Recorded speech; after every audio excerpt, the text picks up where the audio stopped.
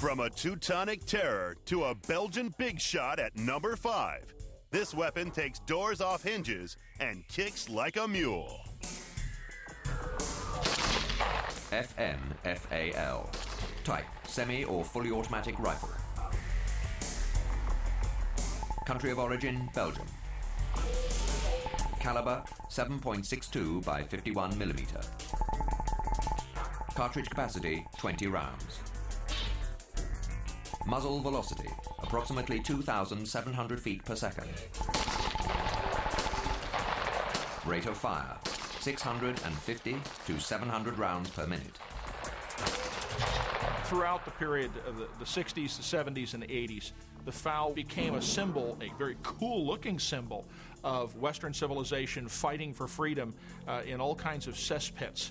Perhaps as many 70 countries have adopted it as their main battle rifle or as an alternate rifle, and is often called the right arm of the free world. In the 1940s, Belgian manufacturer Fabrique Nationale developed a new assault rifle. Heavily influenced by the German Sturmgewehr, it was built to chamber an intermediate round.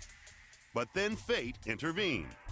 NATO announced that all their rifles would fire the larger 7.62 American round. As a result, the design of the rifle was altered.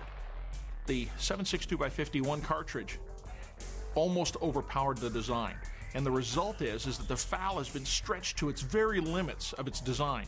It's very much like a thoroughbred horse, which has so much muscle that its tendons and its bones are just at the limits of their ability to restrain that kind of power.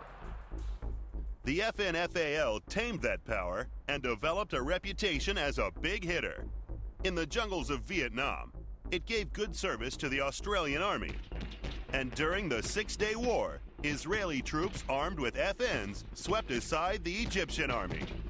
Everybody thinks the Israelis using the 9mm Uzi as their main weapon, but in the Six-Day War, the Israeli leg infantry doing the hard work in the Sinai, in the West Bank, and on the Golan Heights were equipped with a serious assault rifle with a hard-hitting round, the FN FAL. In 1983, the FN FAL became the arbiter of a unique conflict. Argentine and British troops were fighting over the sovereignty of the Falkland Islands. Both sides were armed with FN FALs. There's very few times in the 20th century where we had a perfect matchup of firearms. And the Falkland Islands campaign was one of those very, very few times. The Brits are carrying semi-automatic versions of the FN. The Argentinians have a full automatic capable version. Often the Brits are picking up the fully auto Argentine versions and using them. They like this. They like the full auto capability. All soldiers like full auto capability. But simply, the FN's drawback is it's not good on fully automatic. It is utterly uncontrollable. It is such a big caliber that the weapon just goes all over the place. Up into the sky.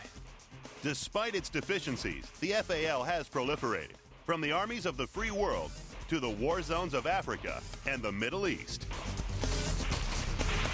With over half a century of combat under its belt, the FN FAL scores well for service length. Innovation and combat effectiveness are also good, but handling and accuracy are average, making this Belgian big shot number 5.